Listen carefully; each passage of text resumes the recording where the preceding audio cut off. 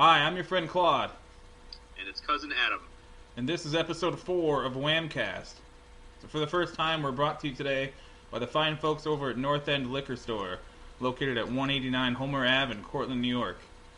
They sell liquor, and we like to drink it, so it's a natural partnership, people. Check them out. What do we got today? I think we got to tackle the horrible massacre in France at the Charlie Hebdo newspaper. Yes, I think that's a good place to start. If you've been living under a rock and you don't know anything about what's going on in the world right now, there was a terrorist attack at I guess you would call it a satirical newspaper. Correct me if I'm wrong.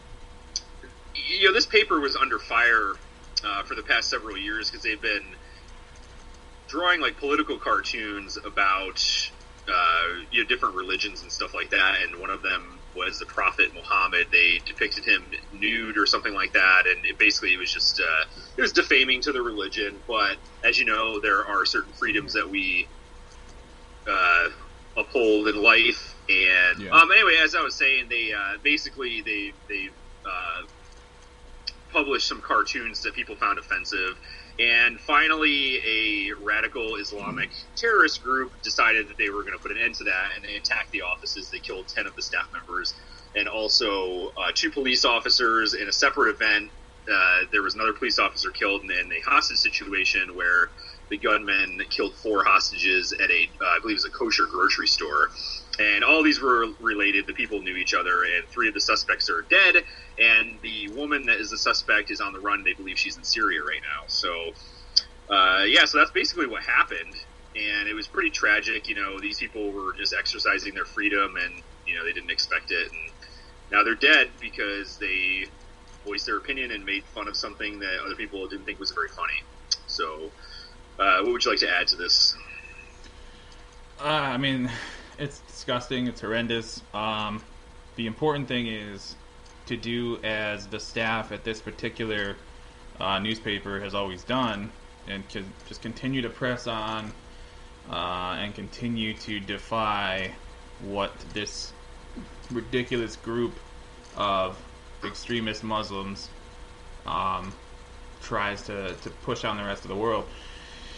And I say group because I also think it's important now more than ever to stress the point that it's not just a Muslim thing. It's not something that you go, oh, all Muslims are evil because these particular people who practice Islam decide to be barbaric, delusional fucks who just, silence oppressing voice or dissenting voices by any means necessary. There's like 1.6 billion Muslims in the world, and sure, all we hear about is the violent stuff or the extremist stuff or what have you. But that, I think there's more of a reflection of our own media involved in that than the actual religion itself. It's not something you can always blame the whole religion for. It doesn't happen, at least not nearly on this scale. It doesn't happen with any other religion that I can think of. When extremist Christians, destroy an abortion clinic or kill a doctor who performs abortions, you don't sit there and go, oh my God, Christianity is horrible, and look what these assholes did. So why should it apply in this case? I just think that's an important piece to put out there for that, number one. Well, definitely, yeah. I mean, it's not reflective of a whole people. They might have stricter views on things like that, but typically, these are like isolated incidences. And of course, with like this whole Islamic State army that's trying to take over Iraq, and then it's actually renewed our interest in bombing them. It's not indicative of the entire, group of people that, these people that, are peaceful practicing Muslims. I mean, it gives them a bad rap. And I think a lot of the backward thinking people, especially in our country, are going to label it as, oh, Muslims are bad, and, you should hate Muslims, and they're all terrorists, and that's not true. And, I also want to put out, too, this was a terrible tragedy, and I don't want anybody to take away from anything I'm going to say about it to think that I'm being insensitive to it, because I'm not. It is, because there are a few things. You actually mentioned it already, what our media has been portraying about the situation and things like that. I have some opinions about that as well. But I do like the response that a lot of cartoonists across the world have done.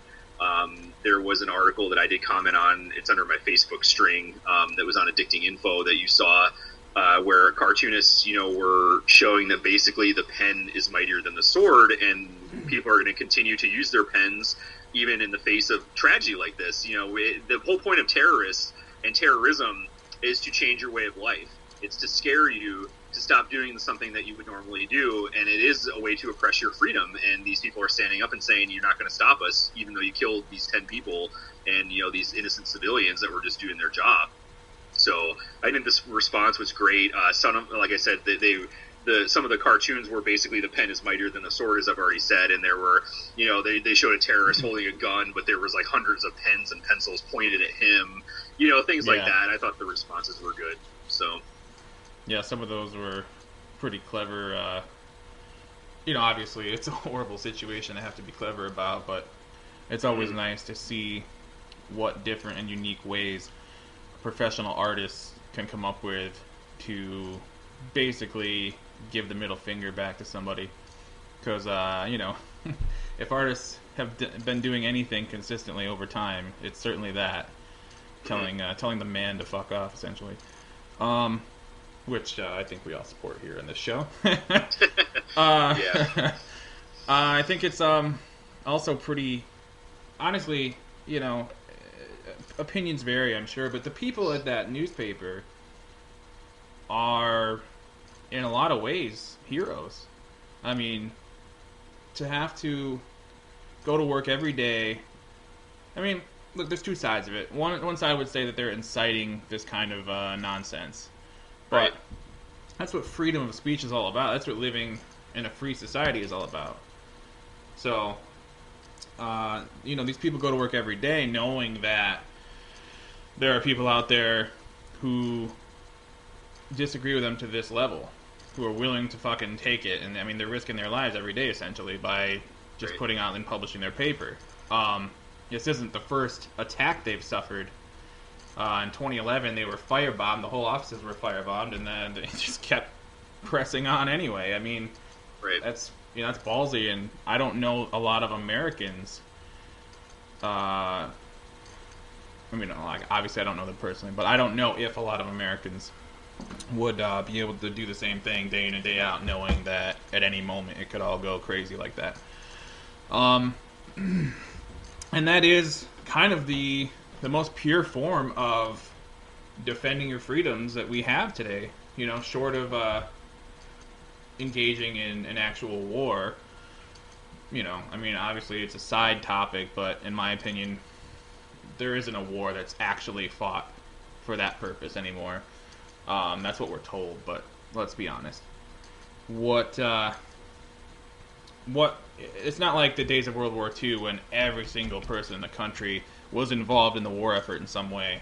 So to me, this is the modern equivalent of that. Like, these are people just at their everyday jobs, and they're practicing what they preach every single day, and I think that's pretty noble, pretty respectable. And all I can say is that I really, really hope this isn't used as another, way to provoke or draw us into yet another Middle Eastern conflict. Because that's obviously the last thing any of us needs. Yeah, I agree with that. You're right. Those people are heroes, and they are expressing their freedom, which they are, that everybody should do. It is funny because you said there is another side of it where it's almost like these people are inciting this kind of behavior and they want this kind of reaction. I mean, if you think about it, okay, these cartoons that were published, I mean, you probably wouldn't see these cartoons in a reputable, I say reputable, and I use the term loosely, a news source. Like, you wouldn't see these cartoons in like the New York Times or like the New Yorker magazine or the Washington Post or something like that, because a lot of people consider these cartoons obscene and offensive, and they have the sensibility to say, I'm not going to publish that. But that's the whole point, though, is that this paper exists to publish whatever the hell they want to publish. And I think that, that kind of gets lost too a little bit. There is that side of you that says, they were doing it to get a reaction. Maybe they were, maybe they weren't. Maybe they're just making fun of this to bring light to the fact that, you people take yourselves way too seriously. Yeah. And obviously there are extremist groups that take themselves way too seriously and think that for some reason that this supreme being that they worship, God or Allah or whatever they call it, is okay with them slaughtering innocent people's lives. Like, that's not cool. But I do see the other side of it. Maybe they were asking for it, but should we really have that viewpoint that they were asking for it? They're just exercising their freedom of the press and freedom of speech, like we've always said. And, of course, it's always sensationalized, like, oh, terrorists attack freedom of press and stuff. It's like, yeah, we know that. It's the freedom of press. They can print whatever they want to without persecution, as long as they're not, inciting, things that are illegal or something like that. But, yeah, I think that kind of gets lost in it a little bit, too. Well, I think it's important to note that it's not the subject of their lampooning in their cartoons was not solely targeted at Muslims and right. the Islamic faith in general. I mean, these are people, they were equal opportunity satirists across the board. I think we've been seeing on our media, we've been seeing mostly examples of their work that targets Muslims, because obviously that's what's relevant to this attack. Right. The point is, it's the same principle at work in France as we claim to hold so dear here with freedom of the press, freedom of speech. It's essentially, you have the right to be annoying. It doesn't matter if you don't like it. Like, if you don't like it, don't read it. Right. You don't think that the artistic or cartoon form of your prophet Muhammad should be ever written or created by human hands, whatever the rule is there.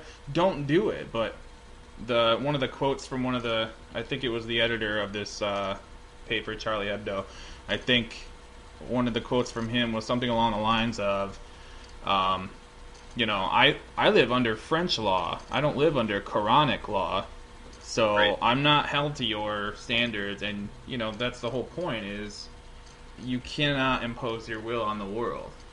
It will never happen.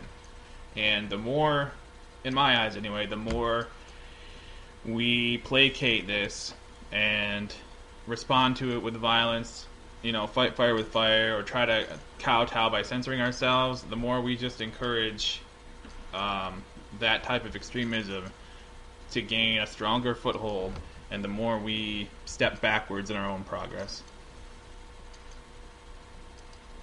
I agree. That is my opinion on that matter, sir. Well, I think a lot of it too is, when we say fight fire with fire, I think we have to look at the root of this too, because there's a reason why there's this radicalization movement within the Muslim faith, and all these extremist groups that are terrorizing people. We have to look at the problem.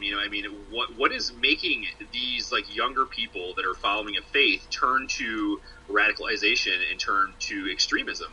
There's a lot of it. I was actually reading an article. I'll talk about that secondly. The one thing that I want to say about this that's kind of distressing to me, you have to be careful of where you get your news from. I think absolutely. You have to kind of, let's be honest here. Don't watch Fox News to get your news, people. They just make stuff up. They're operating under the right wing of the Republican Party and their evil CEO, Rupert Murdoch. What you hear on that is just force-fed bullshit. But, where do you think would you get a reputable, report on this? I just happened to be watching CNN. Because I was bored yesterday. There was nothing on TV at the moment, and I wanted to see what the update was. Where are they? Are they catch these people yet? Whatever. I'd like to point out the fact that how many people died in this terrorist attack? I think it was 17 total, if I'm not mistaken. There was 10 at the office, 4 at the grocery store, 3 police officers. Okay, 17 people. Very tragic. Speaking of other Islamic fundamentalist terrorist groups, you've heard of? I'm sure you've heard of the Boko Haram, yeah. Correct? Absolutely. The Boko Haram has been terrorizing Nigeria for the last 5 years. Yep. Last weekend, the Boko Haram raided some villages in northern Nigeria. They killed. Killed is too light of a term. They massacred. They slaughtered 2,000 Nigerian citizens that were innocent, and I didn't even know about that until I turned on CNN to watch this 24-hour news coverage of these 4 terrorists that we're looking for that killed 17 people. I saw a little ticker on the bottom of the screen that said Boko Haram slaughters 2,000 innocents in Nigeria. Where is the press coverage for this? You know what I mean? This is what we're being fed as the American public, as from these news stations. Like, they don't want us to care about these other conflicts that are going on. The big news was these 17 people that were killed in France from a terrorist attack. Let's just beat this shit to the ground so that you care about that and feel bad for another democratic nation falling under a terrorist attack because they were practicing their freedoms that we guarantee every day. But what about this Boko Haram that's been terrorizing, Nigeria for 5 years? They killed 2,000 people in a weekend. The only national really movement that came about this where there was 200 girls that were kidnapped. I don't remember when it was. Was it last year sometime? And it blew up across the globe. Twitter feeds. Bring these girls back, free the girls. No one knows what happened to these 200 girls. That they kidnapped. This is what they do. They kidnap women. They rape them. They kill innocent people. They take child soul. It's horrible. Where's the press coverage for this? There's no press coverage for it. And it was funny, I actually have the Washington Post app on my Kindle, and I was looking in a weird, form of coincidence. They have the 7 underreported conflicts that no one ever hears anything about. I mean, I didn't hear anything about some of these either. Like, there's a civil war going on in Libya, that we don't hear about. Right. Yemen right now, which is like a training ground for terrorists. They're going through a horrible civil war. This region in India called Assam is undergoing a war with Muslim extremists. The Sudans right now are going through a war. Like I just said, Nigeria and the Boko Haram. Like, no one does anything about this. Pakistan. Like, what happened a couple weeks ago? Terrorists raided a school and slaughtered hundreds of innocent children. And you know what? We hear about it for a couple days and nothing happens. But oh my gosh, we're getting fed this crap from France about 17 people. Like, yes, it's tragic, but it's nowhere near the massive killings that's going on. And I question why. Is it because France is a democratic nation? They're our ally. Nigeria is just some country in Africa we don't care about. I think that's exactly it. Yeah. And, this has been going on for hundreds of years when it comes to genocide. Our country doesn't get involved in it unless there is a huge public outcry or it, in any way, shape, or form, is threatening our interests as a country. You know what I mean? Right. This slaughter of innocent people in Nigeria has nothing to do with us. So we say, you know what? Who cares? And they don't want the public to care about it because they don't want to get involved. Yep. So, well, Nigeria isn't side of the Middle East where we have all of our oil interests, all of our insane Saudi Arabian entanglements. The list goes on and on. I mean, as far as the United States government is concerned, I can only infer this from, obviously, the attitude that you referred to with media coverage and placing importance or lack thereof on it. As far as the U.S. government is concerned, Nigeria is just a fucking afterthought. It's just a little shithole that has nothing. We have nothing to gain from it. That is until we discover the next rare mineral deposit that we can use to make all our cell phone batteries. Then you bet your ass will be over there. But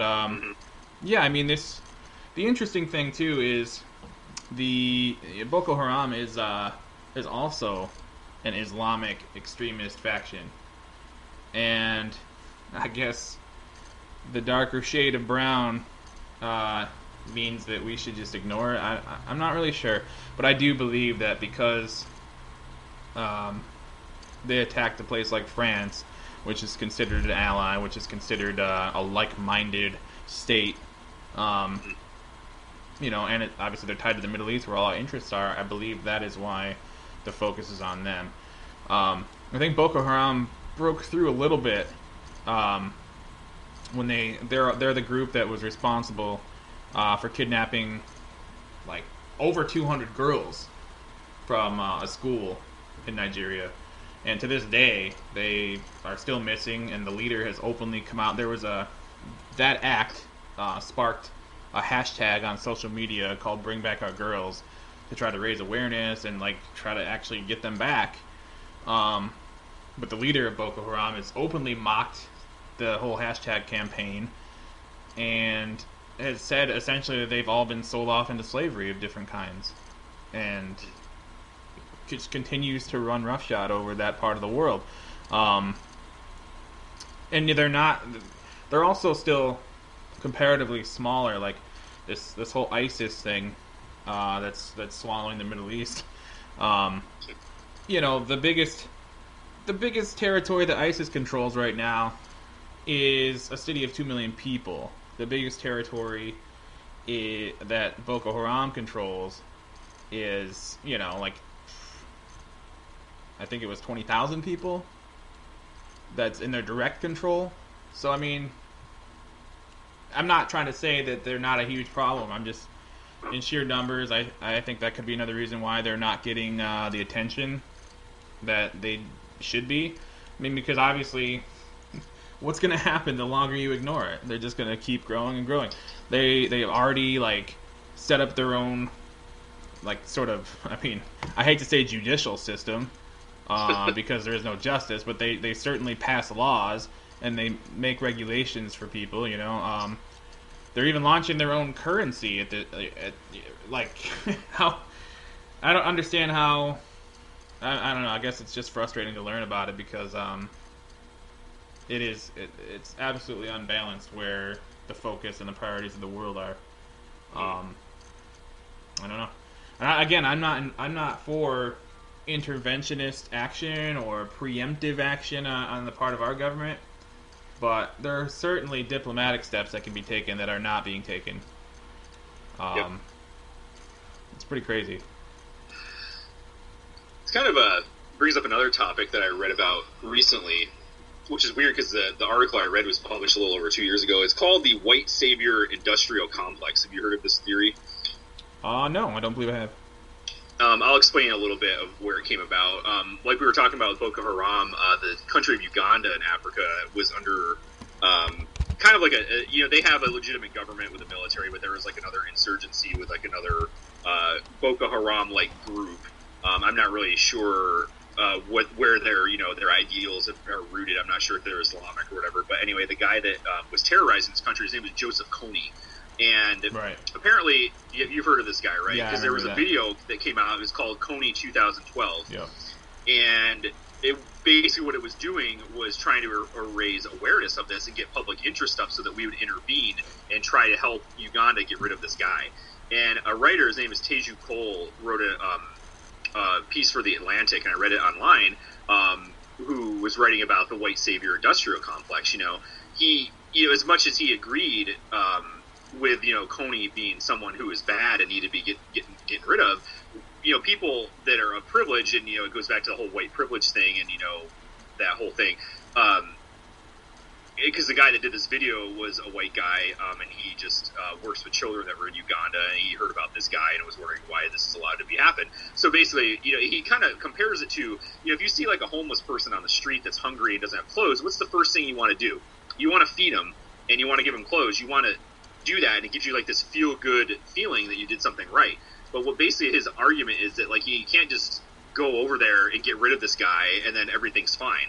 There's other problems that this country is having. They need a more robust democratic government. They need a better judicial system in line. They need a way to prevent these things from happening, not just sending troops over there and getting rid of this guy because someone else is just going to take his place. Yep. And it goes into a lot deeper ideals than that about this white savior industrial complex, but that's kind of what people have. They're we have the means to do this, let's just go get rid of them. You can't just get rid of the problem. You have to go get rooted to the solution first. You have to find out why these things are happening. You have to put a better system of justice in there. You have to have a better trained military that can put down these insurrections when it's horrible things. You can't just go over there and say, well, let's get rid of this guy and everything's fine. No, there's other problems. There's a reason why these people come into power and do what they do. But kind of the same thing. No one knew about this problem in Uganda until this guy did this video. Finally, he got enough interest in the government. They sent over some military advisors to better train the Ugandan military to help out. But it's the same thing. This guy kills innocent people. He abducts children to be child soldiers, which we know is a problem in Africa and these civil war torn nations. And, what do we do about it? Hardly anything. And, like you said, we got to get to the root of the problem instead of just fight fire with fire, Right. I mean, it's a huge... But, yeah. It's a huge problem. Sorry. It's a huge... This is a problem that, the end result is unique. Much like the Boko Haram issue, much like the ISIS issue. These are all, on the surface, unique problems, but under the surface, I'm willing to bet have more in common than you'd think in terms of their root causes. And, it's kind of like modern medicine. The emphasis isn't placed on prevention or, looking deeper into the root cause. It's, fixing problems, fixing the end result of a long-term problem. Right. And, I don't know, to me that seems backwards. There are all kinds of theories that abound as to why that is. Money is a huge factor. The problems that obviously have the most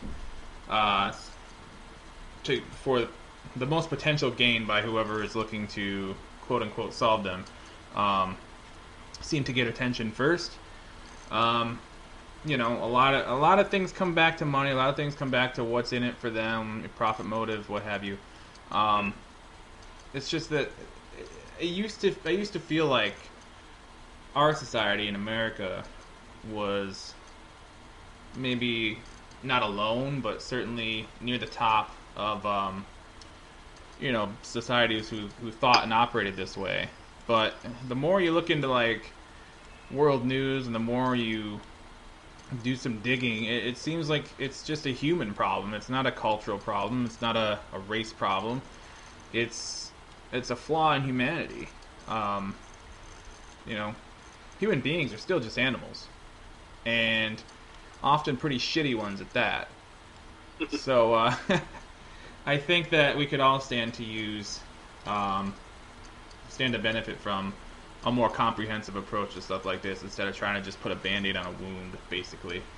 Yeah, definitely. There's always it goes back to what we were saying about the radicalization of all these Islamic groups. It's like, why are they doing that to begin with?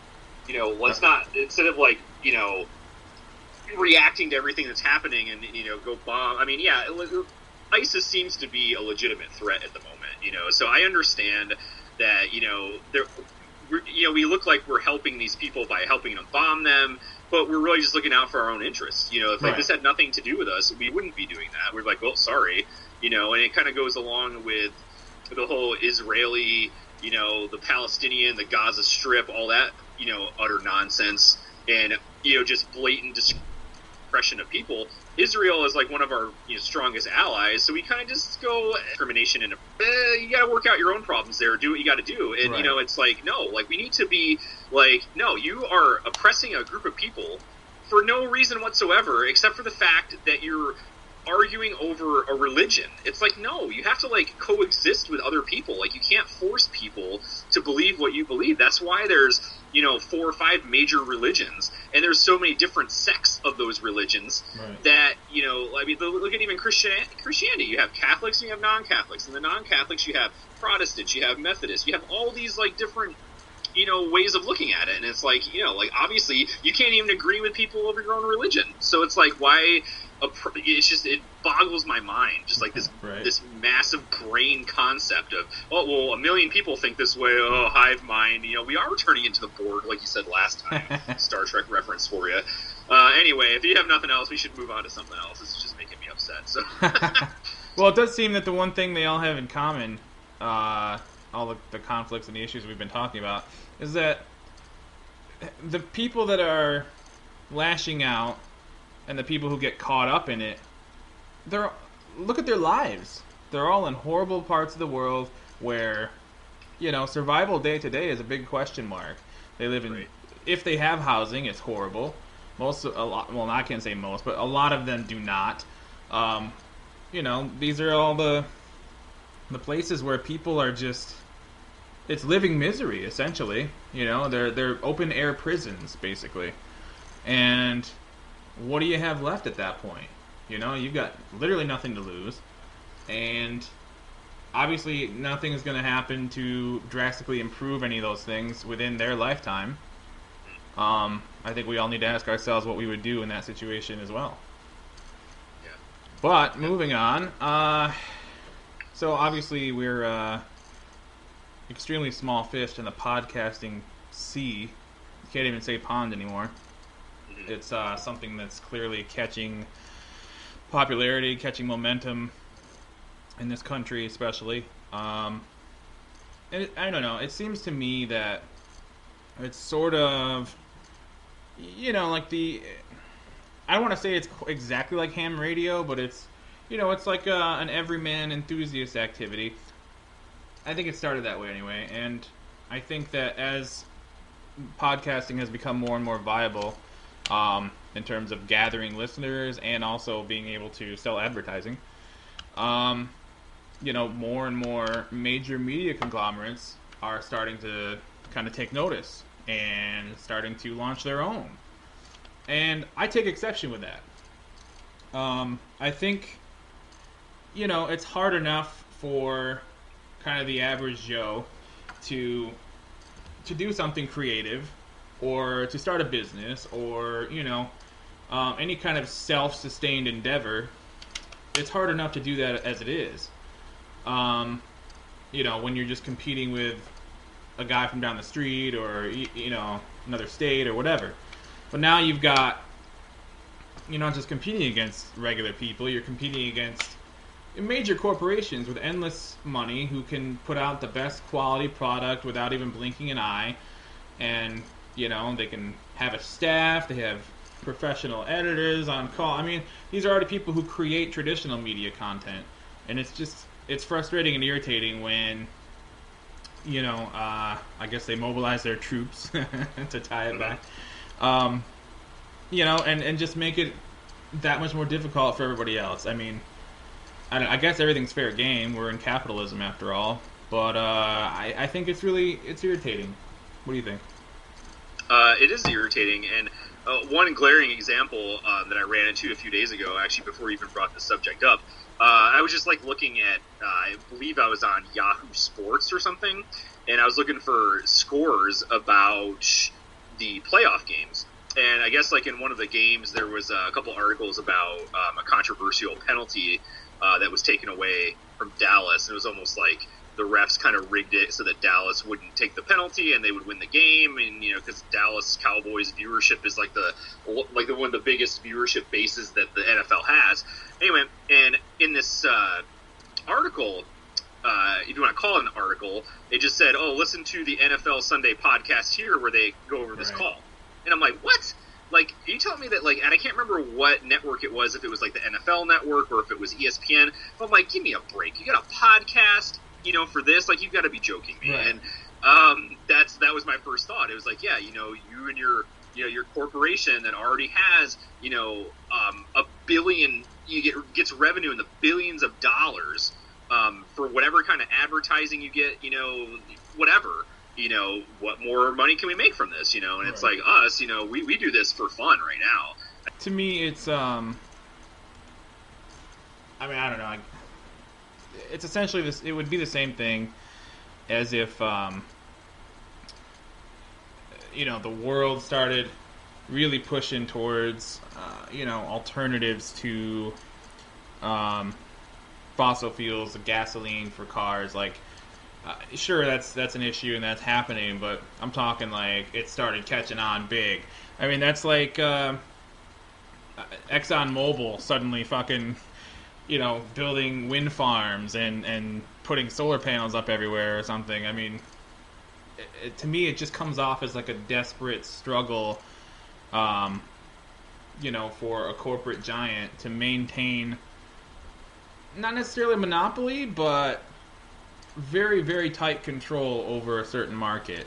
I think a lot of these companies saw what happened to the music industry when digital downloads and file sharing became kind of widespread, and everybody, it's kind of just an accepted and known fact that they really shot themselves in the foot with that issue, and sort of allowed themselves to be kind of pushed into not quite obscurity, but certainly to the far distance of an ongoing conversation.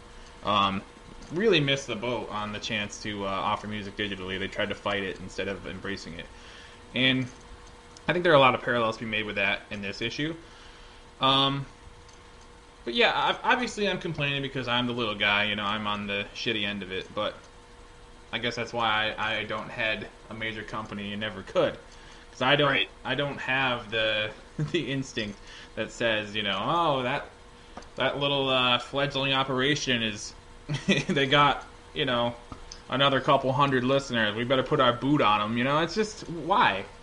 Yeah. You know, it's really irritating. I think it's okay for, you know, I can deal with basically known personalities or media figures who like used to do a show or had a product in the mainstream media but no longer do, and they want to start a podcast. I mean, that's whatever. But when you've got, for example, there's a DJ named Eddie Trunk who he has had the Eddie Trunk Show on the radio, broadcast out of New Jersey. He's had it for 25 years or more. He's also one of the hosts of that metal show on VH1 Classic. So there's two forms right away of traditional mainstream media that he already currently and actively occupies. And I just saw that he has a podcast as well.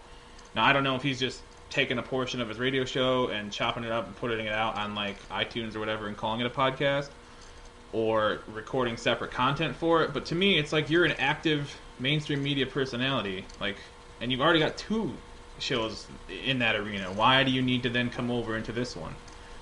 And what, at that point, what can you possibly have to share? I mean, basically, most of his content revolves around hard rock and heavy metal.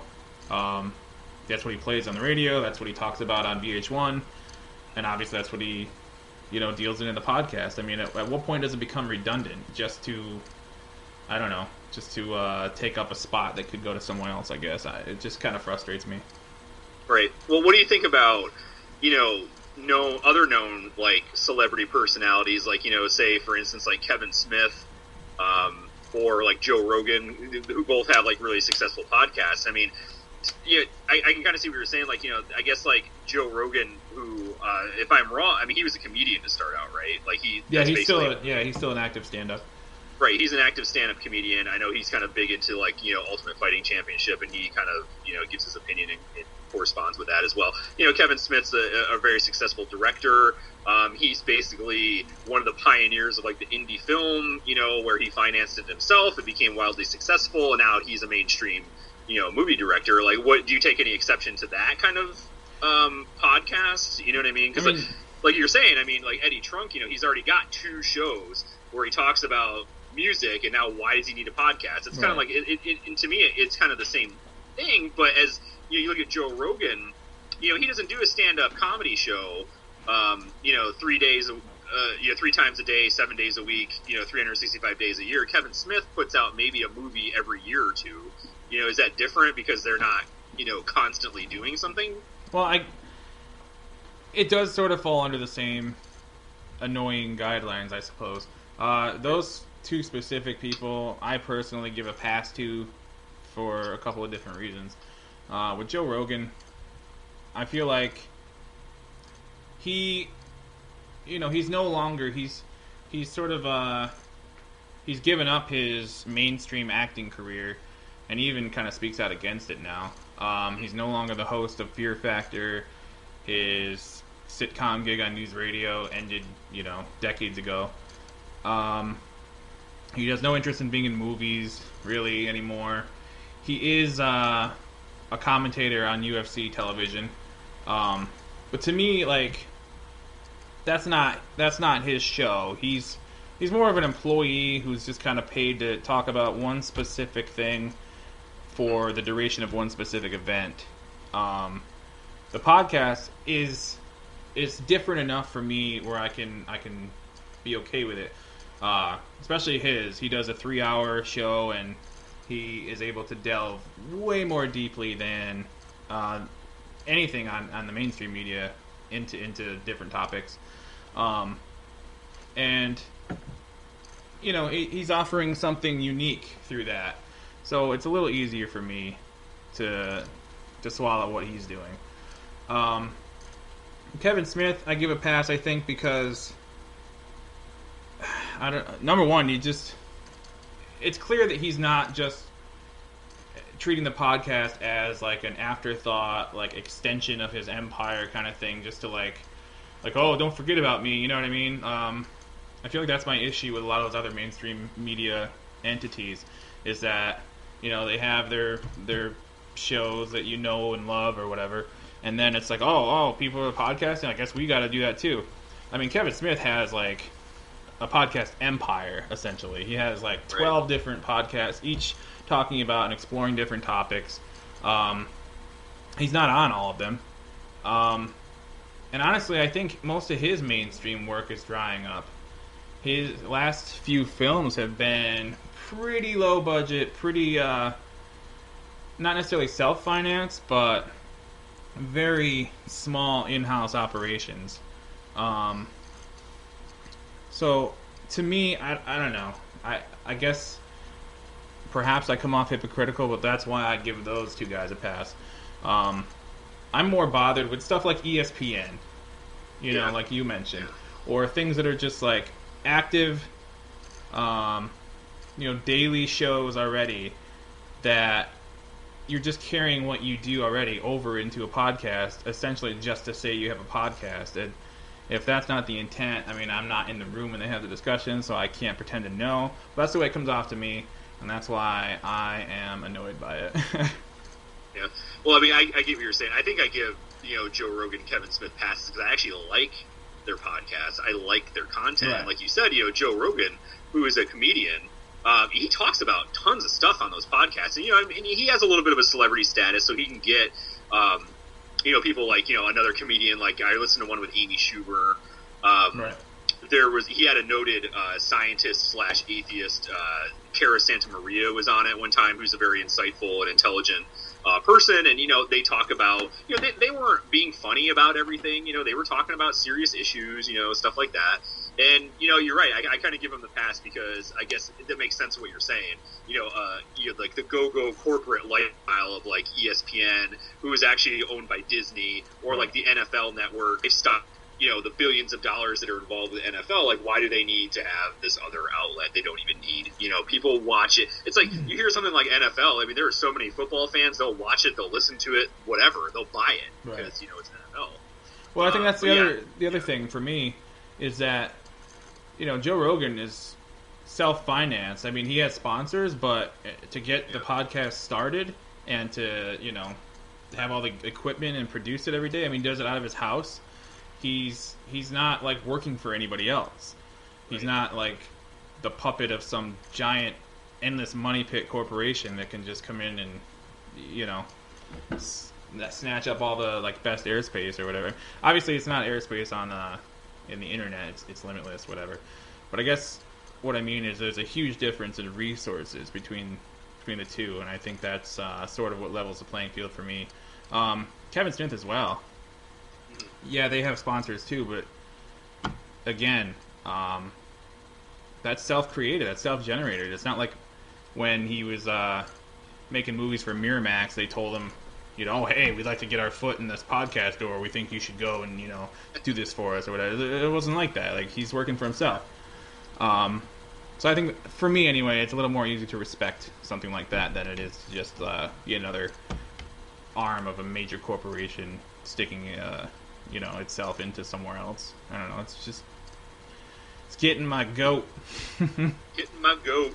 Yeah. And like you said, we're definitely self-financing ourselves right now. We have to, if we want to upgrade to some, better microphone or something, we got to put money out of our own paychecks, out of our own pocket to do it. And it is frustrating to guys like us that, we're doing something that we want to do, it's a creative outlet for us to a point, where, some big company's just like, oh yeah, here's some money, go do it. And like, oh, okay, they do it. And, here we are trying to find, figure out when we can, have our, a time during the day we can do it, when we can do it, and we're doing it for free, Right. So, hopefully, people are getting a little bit of enjoyment out of it. So we have a special guest today. Is that right? Well, I don't know how special, but yeah, we I think we've been toying around with an idea of doing a segment that revolves around daily life experiences out in the old world, particularly at retail stores or restaurants or wherever you encounter the general public. I don't know if you. I had a fun idea of we could kick around titles for it on here. If it works out, it could become semi-regular. Thought maybe we could post on our Facebook page to see if anybody has any suggestions what we should call it. Yeah. I was thinking something along the lines of consumer calamities or something silly. Something alliterative. Yeah, exactly. Funny. I'm snappy, down with that, and it's got a good ring to it. Yeah, it's got a ring to it, Right. I like the idea, and as I said before we started recording, that I probably have at least one bad experience with the public a day. It's just getting to the point where people are just terrible sometimes. I don't understand. So who do we have with us today? Well, I know, but you got to tell everybody. We're going to keep it all in the family still with this guest. I'm going to bring in my brother Mick, as he seems to be a magnet for these types of activities. And it's always good to hear from him on that subject. Yes, Cousin Mick, my other cousin. I have 4 of them. How's it going? I'm Cousin Mick, and Mick the Magnet, apparently. Mick the Magnet. You were talking about getting what we're going to call you. Mick the Magnet is good. And people will be like, magnet for what? And you're like, bullshit and terrible experiences with the horrible public in which I come to face every day. So I like it. Mick the Magnet. Yeah. Okay, well, maybe we'll go with that. Okay. Well, we can. It's your call, not our call. Right. So, one of the biggest things that bothers me is, I don't know if it's happened to anybody else, but every time you go into the store, say you're in Walmart, unfortunately, for whatever fucked up reason, there's these people, let's call them amblers, okay. who really just have no regard for other humans. They just walk. Just human bobbleheads. They just walk. They don't care who's in their path or who's coming down any aisle or anything. They just cut right in front of you, whether it's an employee or a customer or whatever mindless idiot. It just pisses me off. Nothing's worse than walking down the aisle in a store and there's people just walking in front of you or just walking towards you like they want to play chicken or something. Mm-hmm. It pisses me off. Like, you don't have any common sense? You're not paying attention to people around you?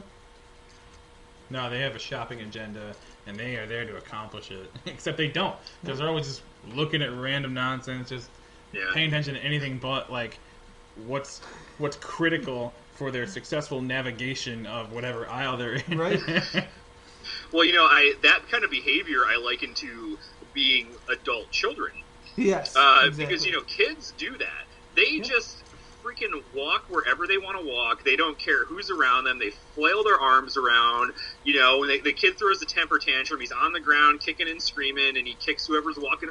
That's what kids do. They don't pay attention to their surroundings, and they don't have any regard for anybody else's time or space. Yep. But that's not their fault. They're kids, and they haven't learned yet. So when adults do it, you're like, you must have some kind of mental deficiency or something. That's basically what I boil it down to, is you're definitely just, mentally deficient. That's what I said today, too, coming out of Walmart, actually. I just happened to notice the people around me, everybody I turned to see, appeared to have some sort of mental deficiency of some sort. I can't put a finger on it, but you also can't escape it either. I can't escape it. I just happened to take note that everybody around me was just ambling around or acting strange, or I can't even describe it. It's just general public. At least they're snappy dressers. Yeah. Yeah, those people at Walmart. Yeah, that actually reminds me of that movie. You've seen the movie Shaun of the Dead, right? Oh, yeah. In the beginning, they show people kind of just droning on through their lives, and then when they turn into zombies, they're really not that much different than what they were when they were real people, you know. And that kind of, like you're right, they kind of just go, I'm here to get, oh, that's nice, that's pretty, oh, what's that, you know? And it's just like they have no idea that there's other people around them. Exactly. It's terrible. Good point. I like that. I think it ties in. I've noticed and long believed that there is a legitimate infantilization of our society happening. I think what it does is it regresses people who have, reached adulthood and been responsible and know what that means for a significant portion of their lives. And it also kind of suspends people who haven't reached that point yet in sort of like a permanent, childhood state. And, I mean, I've honestly noticed it even in my own parents. Sometimes it's like, I don't know if it's technology or whatever it is, like we're given all these toys, basically, these distractions from life. And I don't know, sometimes I'll have a conversation with one of them and feel like, who are you? I've known you for 30 years, and yet it seems like the dynamic has shifted here. I mean, I'm gonna have to like send you to timeout or something. It's just a weird dynamic, and I think it's widespread. I think that's why you walk into those kinds of places and people are just staggeringly clueless. And if they're not clueless, they just don't give a fuck anymore. Well, part of that problem, it does go down to technology because, I think we're getting dumber as a collective group of people because we don't have to learn anything or remember anything because, and I'm just as guilty as the next person. Like, I'll be sitting on the couch with my wife. Last night we were watching a movie. I can't remember who the actress was, but we're like, what else was she in? Like, I don't know. Let me pull out my phone and figure it out. And then in 5 minutes, oh, you know who it was? It was... we were watching Kindergarten Cop, the movie with Arnold Schwarzenegger, and Penelope Ann Miller is the female lead in that. And we were both kind of like, well, what else has she been in? We haven't really seen her. So we pulled out the old phone and went on the IMDb app, and boom, I could find out every movie that Penelope Ann Miller was in. Now, obviously, that kind of information is not important information, but it's just pointing out the fact that you don't have to remember anything anymore. You don't have to go to school to learn something, because if I want to change the oil in my car and I didn't know how to, I could find hundreds of videos on YouTube. I could go to some website that tells you how to remove the filter and where it is on whatever make and model car you have. And that's just, I think that's part of it too. We're regressing to being stupid, and part of that is we're reverting back to like our ways of childhood where we don't have any regard for anybody else too. So it's just like we're just dumber as people now because the information's at your fingertips and you don't have to remember anything. So. Yeah. Another fun story from today. We went into Burger King for breakfast, and all I did, I made the simple mistake of reading an item on the menu and asking for the exact item the exact way it's written on that menu. So I'm in line. I get a number 2 breakfast combo, and then I ask for a single sausage burrito. That's how it's written out on the menu board, sausage burrito. And the girl asked me, well, do you want it like just sausage? Or do you want it, she didn't even give me the option actually at that point. She just goes, just sausage? And it says sausage burrito. So I'm like, yeah, that's sure. So then I'm waiting and waiting and waiting because for some reason it takes half an hour to get 3 items out of the fryer or whatever. I'm waiting for the pink-haired kid who it was handed off to ask me again, it's just sausage on that, right? I could hear somebody in the back like screaming at him, you sure he doesn't want eggs and peppers? Like, I just wanted it how it comes. I read it off the menu the way you have it. Just give me it how it comes. I'm like, yeah, it's sausage, because that's what it says. So literally what they gave me was a half a slice of sausage in a tortilla. Wow. So next time you go to Burger King, make sure that you understand that they take the literal definition of your order very seriously. Oh my gosh. Well, and it begs to wonder too, is that just because it's the Cortland Burger King, or is it just Burger King in general? Because definitely, I think, man, Cortland is such a good, like, microcosm of what we're talking about. Like, this reverting back to, like, just idiocy and not knowing how to do anything like when we were kids. I mean, it's been going on for years and years and years, and I feel so bad for everybody that's not like that, and, like, my parents and your parents. I mean, your parents don't live in Cortland, but might as well.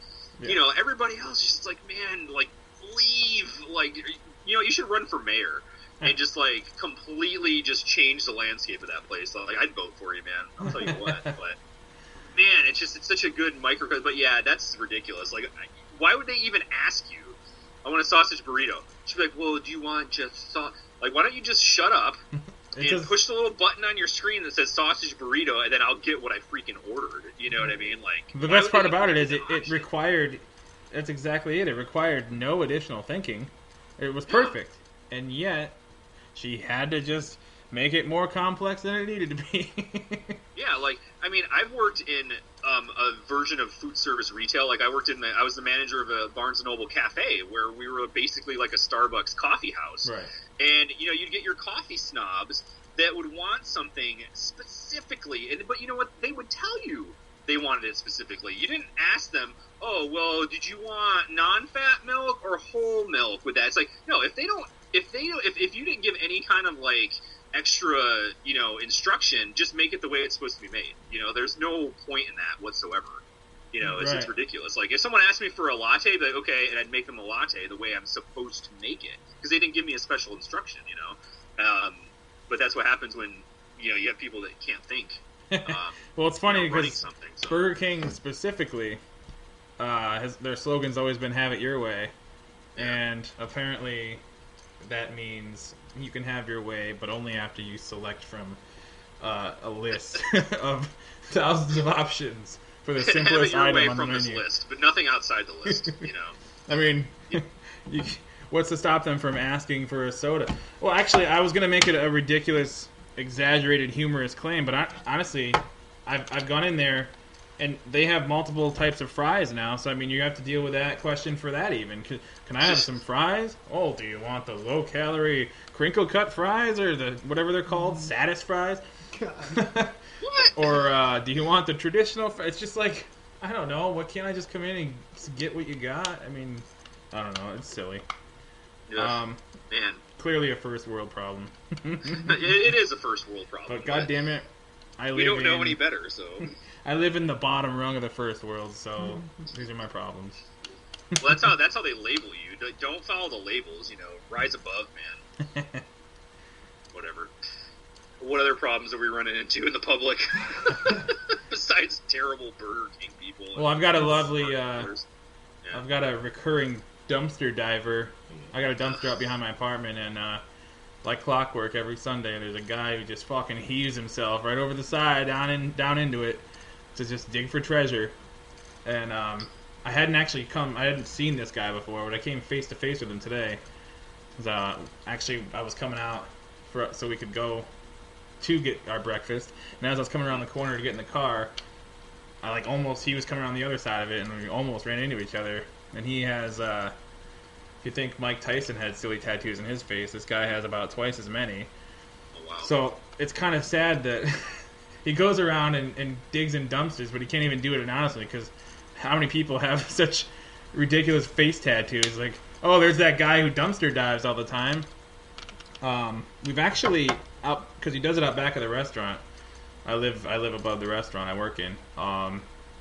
So, I mean, the restaurant also hires some high caliber, thoughtful individuals, and they that guy has been in there before, and some of the employees have come out and just thrown shit in there, and he'll scream out, "Oh, I'm in here!" It's like, what? There's a person in there. Get out! It doesn't make any sense. You can't make this stuff up. Yeah, wow. It's insane. Somebody had like I said, there's not really any scruples, so I know for a fact that like scalding hot, oily water has been dumped in there before when that guy's been in there. Oh man. So I don't know. I mean, luckily it was like 3 degrees outside or whatever, but I just, maybe the best idea is to get that guy up here to explain himself. Yeah. Well, I was gonna say, is he homeless or is he just Nobody like to knows. dumpster dive? I mean, Nobody really knows. He's certainly an interesting individual. we should do some kind of social experiment. Next time you have a day off, just like kind of stalk him and like film him and see what he does. I mean, it would be interesting to know. I mean, and especially if he's doing something illegal. Right. But I mean, I don't need to play vigilante or anything like that. I mean, the guy's probably just, if he is homeless, he's probably just looking for something to eat or something, which is terrible. Yeah, he was just carrying but bags. that's crazy. Like, I can't believe that. That's nuts. Wow. Well, my brother, what'd you say? You made a point that he's wearing a better coat than you? Yeah, it looked like he had a better winter coat on than I own. I thought that was a little weird. So whether he's homeless or not, still He's doing something remains right. up for debate. Yeah. Yeah, some people just like to, like you said, look for other people's treasures, I guess. Maybe he does, have a job. Maybe he's, like, retired. Maybe he's on disability. He's like, man, I'm really bored. Let's go see what I can find in this dumpster. Yeah. I don't know. It's just hilarious. It was probably identity theft, and he, like, opened a credit card and bought a really nice coat. Maybe. I mean, it's You not gotta even an strike your easy credit thing card to do. statements, man. He's got a client, like, it's not even, it's a bitch to even get up on the side of it, let alone all the way up over the edge and down in there and then back out. It's amazing. I gotta give him respect for that because he's obviously not in great shape. Wow. So, Interesting. yeah. I like this segment. Crap that you come across in the public. I like it. We should be a regular thing. I'm down That was with today's edition. Today's edition of that. And then Mick the Magnet there, I don't like we'd Mick love the to have Magnet you on anymore. more often than not. Maybe we'll take but if you can't- public suggestions about the name of the segment and your name. Yeah, the more you say Mick the Magnet, I don't like it. Okay, Mick's fine. Or Mike, because your real name's Mike, Yeah, but Michael.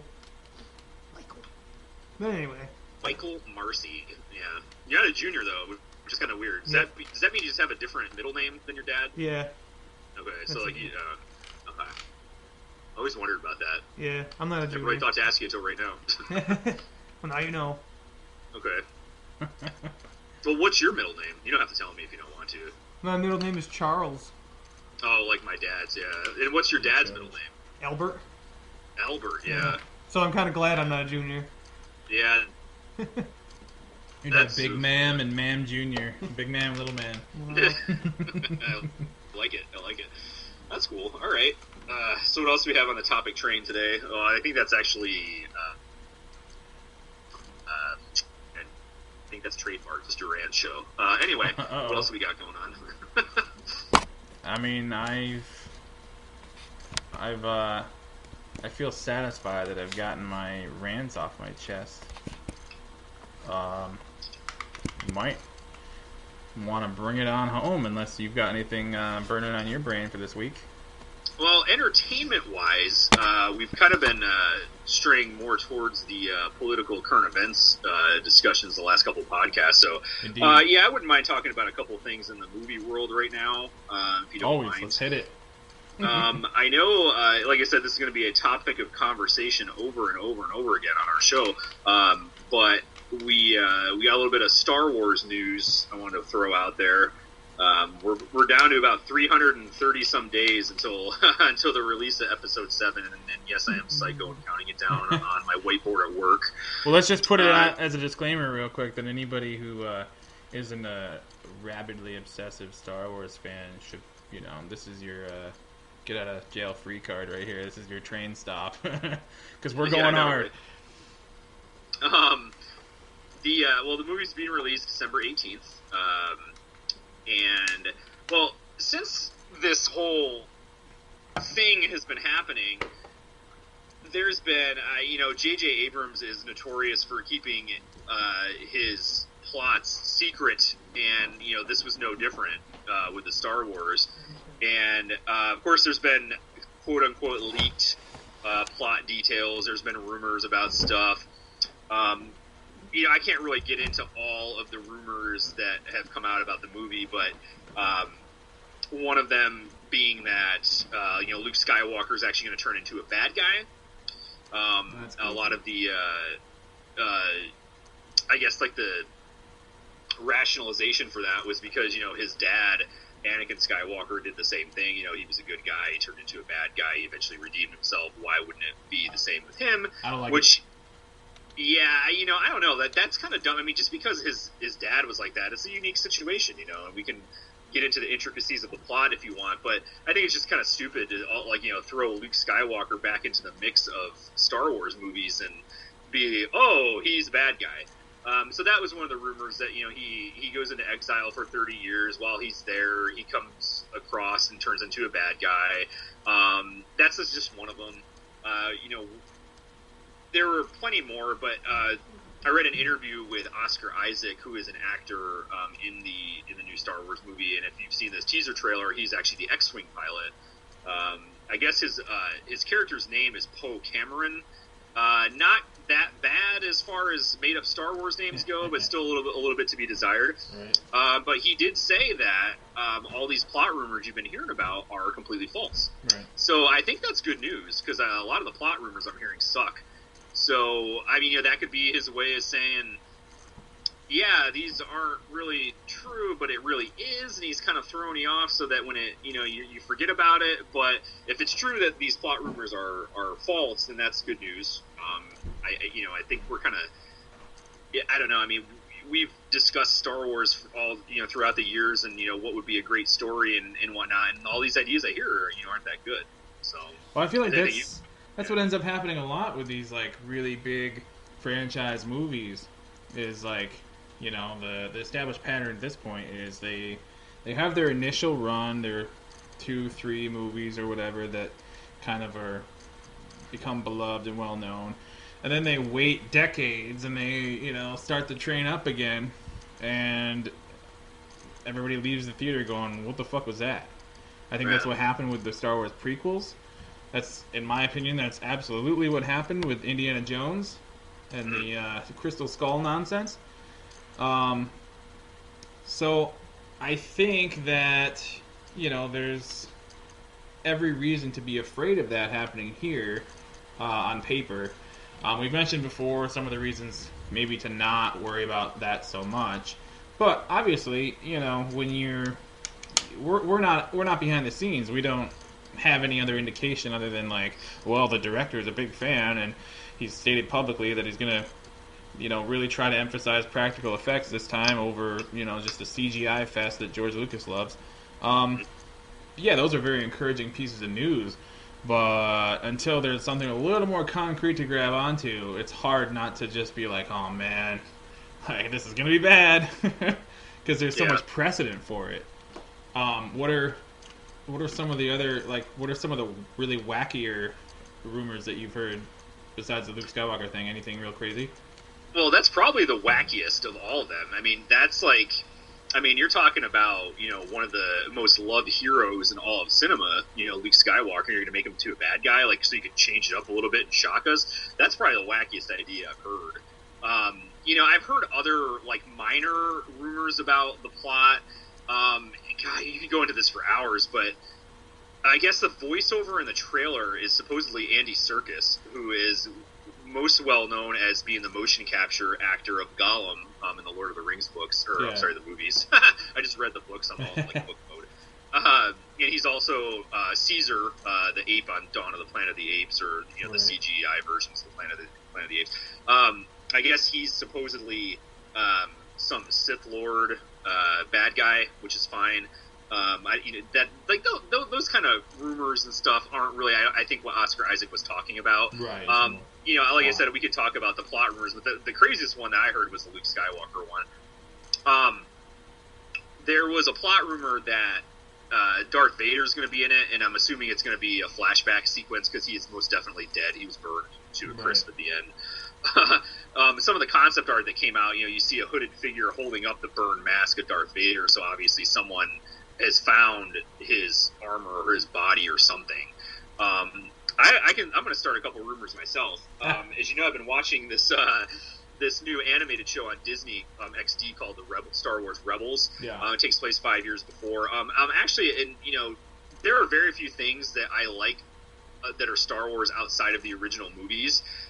This Rebels show actually isn't that bad, and I think a lot of what makes it good is that it uses a lot of the iconic imagery and the sound effects, because this takes place 5 years before Episode 4, so it's like the Empire that you're used to seeing, TIE fighters, stormtroopers that look like stormtroopers, not like they're precursors. Right. Freddie Prinze Jr. being the voice actor of the main character, who's a Jedi, it kind of throws me off a little bit, because I only see Freddie Prinze Jr. as the teen rom-com king that he was for a while. I kind of forget that it's him after a while, though, because he's not bad. I kind of like it, and they just recently showed an episode, and it had Frank Oz doing the voice of Yoda in the episode, because apparently this Jedi that Freddie Prinze Jr. is playing is, he's like basically a nobody Jedi. He's kind of like your just run-of-the-mill rank-and-file Jedi who happened to survive, and he's starting this ragtag group of rebels. They're wrecking havoc on the Empire. He runs into a kid named Ezra, and he's training him to be a Jedi. But as you know, he's just a run-of-the-mill Jedi himself, so he's not doing that well. He's not, a Jedi master who can teach him all the intricacies of the Force and being a Jedi.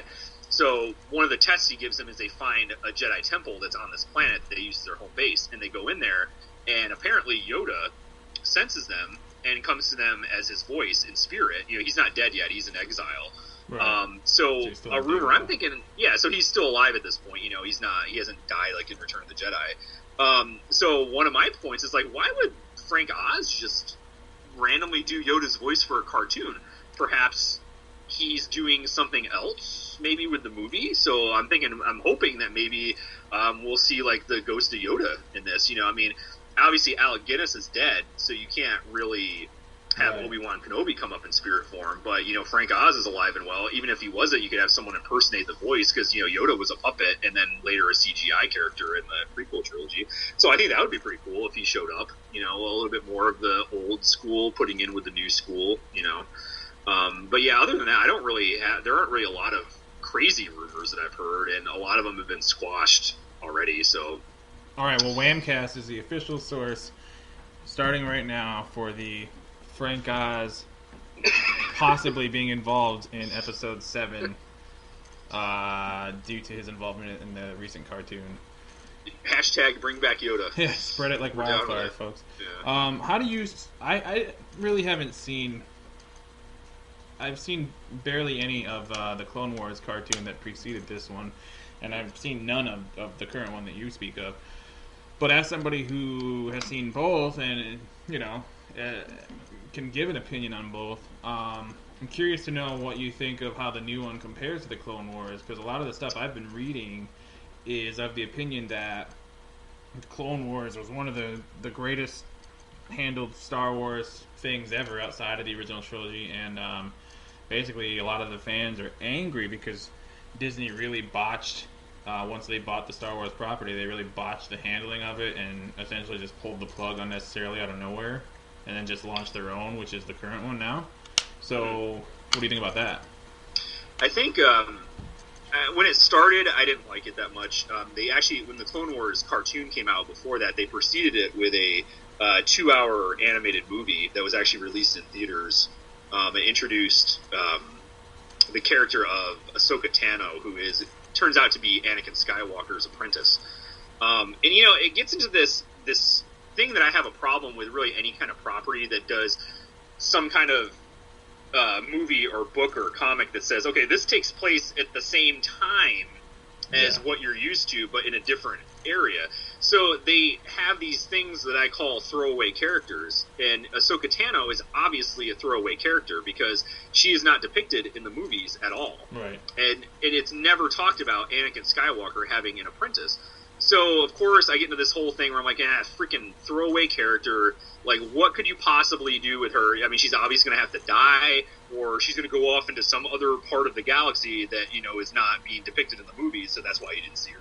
And that's how they explain these stupid characters they come up with. So at first, I didn't really like the show. It definitely was more of a kiddie-type show where it wasn't really delving into the seriousness of the situation of it being a war and whatnot.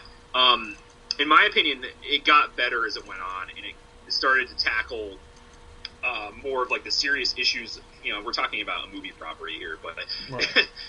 the serious issues of what they're discussing, and it gets into the Jedi kind of more delving into there's something not right going on right now, and they start investigating it, and they kind of get into in the movie Attack of the Clones, Obi-Wan Kenobi goes to this planet where they're growing the clones, and they're like, oh yeah, Jedi Master Cypher Dyas, he commissioned this clone army, and Obi-Wan Kenobi's like, he's dead now.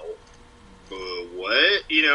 And they don't really talk about how this Jedi, they're like not concerned with it. They're not concerned with the fact that some Jedi, against the will of the Council, or really the Senate, goes and has this clone army created. But one of the episodes in the Clone Wars, they kind of go into that, which is good, because I think they kind of start to explain some of these glaring plot holes that were left by the movie. I think that's why it was so well received by this group of people who are being so vocal about, not necessarily liking the way Disney just pulled the plug on it or whatever. I think it's because it started to sort of help everybody make sense of the prequels, in a lot of ways. But to me, it's like, you shouldn't need that. I mean, yeah. No, I'm not saying that's their only purpose, but it's another source of frustration from a series of movies that is already extremely frustrating to me, so I won't go too deep into that, but yeah. It's just an interesting dynamic how it worked out to be that way. Yeah, and I like I said, I think they started to get a little bit better. I haven't really watched the end of the show, because they do explain what happens to Ahsoka Tano, which is Anakin's apprentice, as I said before. I think, from what I've heard, she gets implicated in some kind of plot, and they brand her as a traitor, and they exile her or something like that. Okay, that makes sense, because you're never going to see her again. Right. And I kind of wonder, is she just going to pop up in something else? One of the big rumors was in this Rebels show, they're basically working for like a crime lord, I guess. But they're dealing with someone else they call Fulcrum behind the scenes. And one of the plot rumors I read on the internet was, this Fulcrum character might be Ahsoka Tano helping out these rebels, because she realizes that she was set up and whatever. So I'm kind of wondering if they're going to bring her into the new movie too, because apparently this Rebels show is supposed to have some kind of bearing on the new movie as well. Right. And one of the characters that they bring up is called the Sith Inquisitor. And now this is someone that was never been depicted in a movie or a cartoon before. It's always been part of the lore of Star Wars, as like kind of a backstory that, obviously Darth Vader couldn't hunt down every single Jedi. They couldn't kill every single Jedi when they did, so they had these Inquisitors that went around reporting to the Emperor that they had found, or Darth Vader that they had found Jedi. So that was always kind of a backstory, and they actually have one in this show. He's the Inquisitor, and he's the one that's on the trail of these rebels, because Darth Vader and the Emperor aren't going to be bothered with this crap, I guess. So he's a character on it too, but it kind of goes into these are throwaway characters unless they're going to have some kind of bearing on the new movie. And I think the Inquisitors actually are rumored to be part of the new movie too, because the Emperor's dead, Darth Vader's dead, but there's these bad Sith-like Jedi figures that are hunting down people, and they think that they're part of the movie too. So I don't know. It's one of those things where I'm gonna have to see how it pans out, because I've done this before where I've seen something that I like, but then it didn't pan out. It just kind of fizzled out and it sucked. But I'm gonna watch the end of the Clone Wars cartoons. They have the lost episodes coming out on Netflix, and I can give you a better opinion on that at some other time. But the Inquisitor character on the show I like is actually voiced by Jason Isaacs. I'm not sure if you're familiar with him. He played the bad Colonel in The Patriot with Mel Gibson. He was Colonel Tavington. Okay. He's also in another separate story that I like, the Harry Potter series. He plays the character of Lucius Malfoy, who is a bad wizard that's in league with Voldemort, who is the main bad guy in the Harry Potter. So he plays a really good villain. Right. He's also done some short-lived TV shows. He's actually on a TV show coming out on USA called Dig, where he's a pretty good actor. He can play a good guy and a bad guy really well, but he voices the Inquisitor, so he's got that that menacing British accent that we all love. I was gonna say, he's got to be British. So, yeah, he's got to be British. I'm starting to like British actors more than I am American actors. Like, I love Martin Freeman. I love Benedict Cumberbatch. Holy crap, I love Benedict Cumberbatch. That guy's amazing. I think I dare say he's my current celebrity man crush. But But yeah, so as far as those cartoons go, yeah, I think they're not obviously as good as the movies, but I was pleasantly surprised by the Rebels show. It's not. I mean, they kind of deal with some issues that aren't really like your typical kid show issues either. There was an episode where, like I said, this Jedi is kind of just your rank and file Jedi, and he wants this Ezra kid to get better training. So they see a news feed with a Jedi Master that they had captured. It was her name's Luminara. I think she's like, you see glimpses of her in the movies. Is alive, and they go to find her because they want to rescue her and have her train this kid. Turns out she's already dead, and it was a trap. So like they have her dead body in this like prison cell, and basically when they go into the cell, they see a holodeck or like a recording of her moments before she's killed by the Inquisitor. So they're like, "Oh, you're here," and then they see her walk over to the wall, and there's her corpse, on the wall. They're like, "She's dead." Not exactly like a kid-friendly moment in the show. Right, so right. I mean, they kind of push the envelope a little bit for it not being a kid show too. So of course I say that, and it's going to turn into some weird toy commercial or something. Well, but yeah, for the line, most part, I wanted to go in there hating it, saying, "Oh, this is going to suck," but it's really not terrible. Yeah. Well, I imagine, especially if you're trying to tie it in to the new film series, that they're going to try at least to make it as enticing to adults as it is to kids, in order for it to be legitimized or a truly satisfying source of I guess like fill-in info in the meantime before the movies come out. Right. Yeah, I don't know. I mean, I am a Star Wars fan. I went so hard, starting around 1995, when I got into collecting the newly reinvigorated action figures. Right. And then just for the next probably 4 or 5 years, I just kind of I ate Star Wars, I slept Star Wars, I breathed Star Wars, to the point where, I don't know, obviously the end of that 5-year time period is pretty much the Phantom Menace being released and all of its merchandise flooding shelves and everything. I think that between the prequels being a pretty large disappointment for me and just having really those 5 straight years of just non-stop Star Wars, I think I'm still suffering from some version of burnout all these years later. And I mean, we're talking 15 years later at this point. And I love the original movies. I always will. There's actually a project that's been going on for a while now called the Despecialized Edition that I'm really, really interested in getting a hold of. It's not an official release of the original trilogy. It's not, it's being worked on by fans, and they're essentially, for anybody who doesn't know, they're essentially taking all of the best quality bits that they can from various sources of the original trilogy and kind of cutting and pasting them together to create the ultimate unedited, unfucked with, high definition version of the original trilogy, because to this point George Lucas has refused to do that. He finally included the unedited versions as kind of an afterthought on a DVD release a couple of years ago, and they showed up on Blu-ray too. But the problem with those is they're from a 2nd or 3rd generation source, and the color correction is all off, and there's still several flaws. And from the little bit I've seen, you can go on YouTube and look up Despecialized Edition. I think the guy who's kind of spearheading it, his name is Harmy, Harmy, I think. From the little bits that they put out on there to promote it, I mean, it looks awesome. It looks like everything I've ever wanted to see for years and years.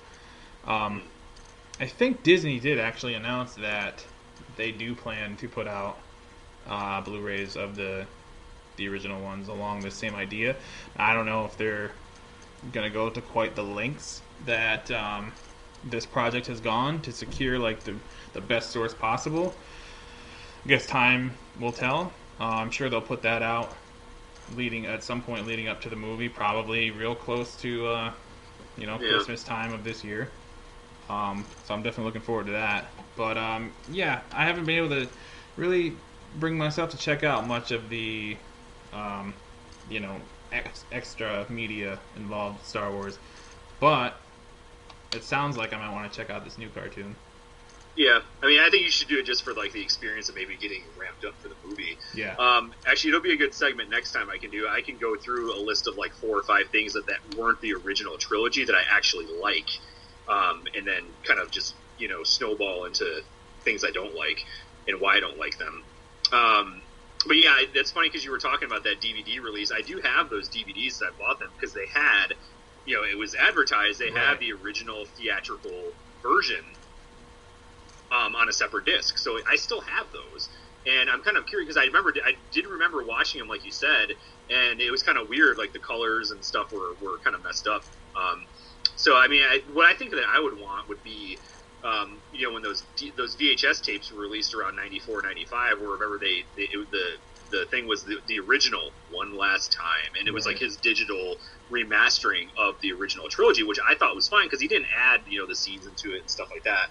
And, don't get me wrong, there were a couple of things about the special editions I did like, and the one thing I liked was he did add some scenes from the first movie that he cut out of the original. Right. Most notably, when he's getting on the X-Wing, he runs into his friend Biggs.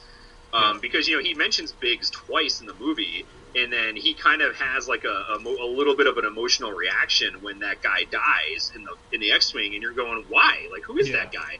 And you're like, oh, wait, is that the guy that he was talking about in the meeting? So that kind of reinforces that he had this friend that was almost like his mentor before Obi-Wan Kenobi came around, and I like that. And I did like they added that scene that they filmed with Harrison Ford when they had like just a stand-in as Jabba the Hutt, but they didn't have the technology or the money left to add in, like an animated version of Jabba the Hutt or whatever they were going to do with it.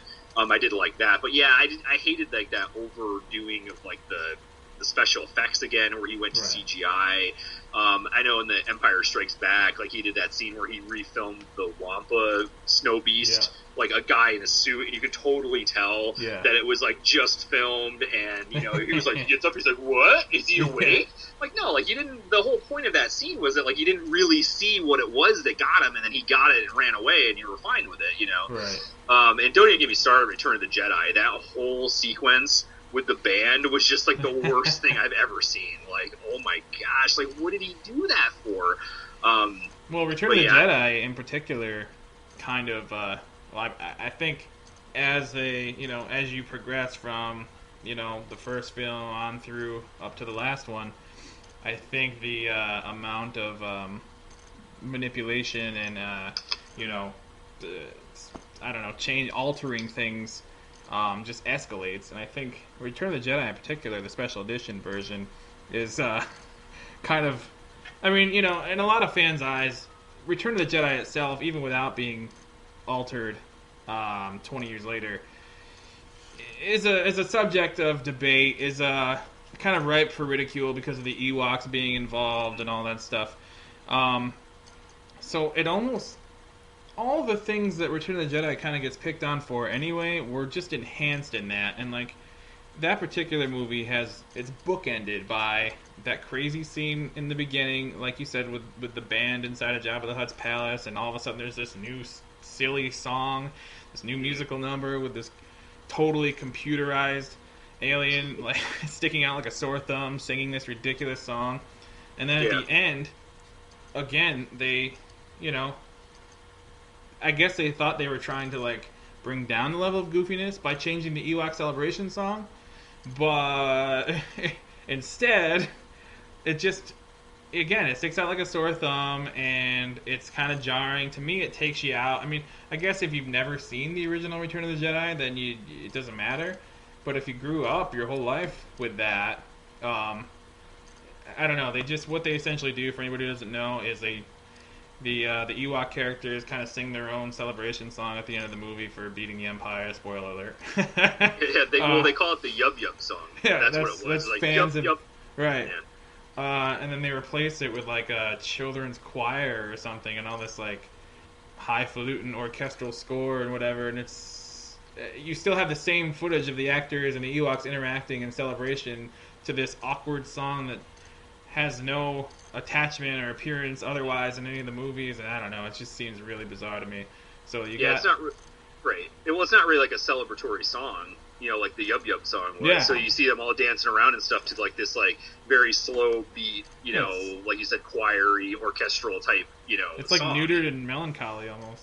Yeah, I know, right? And then, I mean, I kind of, like, changing the song was stupid. I was okay with him adding the sequences where you saw people throughout the galaxy kind of celebrating, because you don't really see, in the original trilogy, you don't Right. really see, like, what the average everyday person in this galaxy, this world that he's created does, because every movie, they're on some remote planet that you don't really see a lot of civilization, and they're very, like, it's very, I mean, the only real civilization you see is like the Cloud City in Empire Strikes Back, Right. and because there's people there that are working, you see them running out of the thing when Lando tells them to leave, but it's not like a huge metropolitan area or something like that. So I kind of did like how he threw in those scenes in the end, especially of like Coruscant, which is like the imperial center of these people celebrating that, yay, the Emperor's gone, we're out of tyranny now, and that was okay.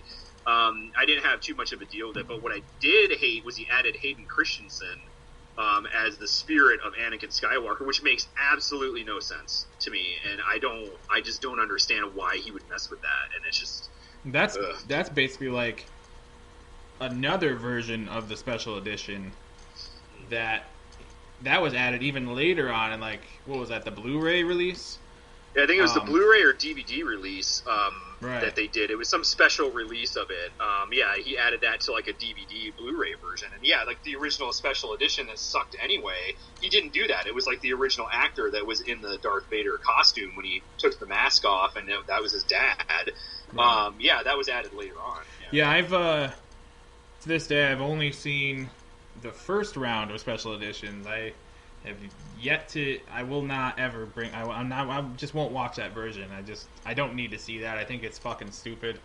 Like, it was stupid enough as it was, and it's just gonna make me madder and more insulted. And I think when the news broke that Disney bought Star Wars, I mean, it's crazy because they already own everything under the sun anyway. But honestly, I think it's probably for the best that it's taken out of George Lucas's hands at this point. Yeah, I know. Like I always say, I can't really fault the guy because he created one of the things I love most in my life. But what he did after the original just didn't make any sense to me. And I like the Harry Potter books a lot, and that was something I deprived myself of over years. But I think it was like one of the greatest stories that was ever written. And we can talk about that too. That's something that we could talk about. I like The Walking Dead. That's in the nerd realm. Do you watch Game of Thrones? You watch that, don't you? Yeah, I've only seen the first 2 seasons, and at this point, I haven't seen it in probably 2 years. So, I mean, my knowledge is far outdated. Well, that could be a special project for you. Get the seasons you need to catch up on, and you could talk about that. There's plenty of topics under the sun, entertainment-wise. I did sort of ruin season 3, I guess. I saw the Red Wedding episode by itself, separately, but well, I have no idea what you're talking about, so okay. Well, there you go. Right. I don't watch that show. So yeah, I mean, I think that's a good show if you want to talk about that. For next time, I would like to go into some things that I liked about Star Wars that weren't the original trilogy, because the list is short, so it's not going to be a very involved or a very deep conversation. But I can go into that, and maybe you can add a couple things that you like too, because I know that there were a couple books that you read at one point that you liked also. So. Yeah, more to come on the nerd front, everybody. I guess on that note, this has been episode 4 of WAMCast. Do not forget to check out North End Liquor, 189 Homer Avenue, Cortland, New York. And I'm your friend Claude.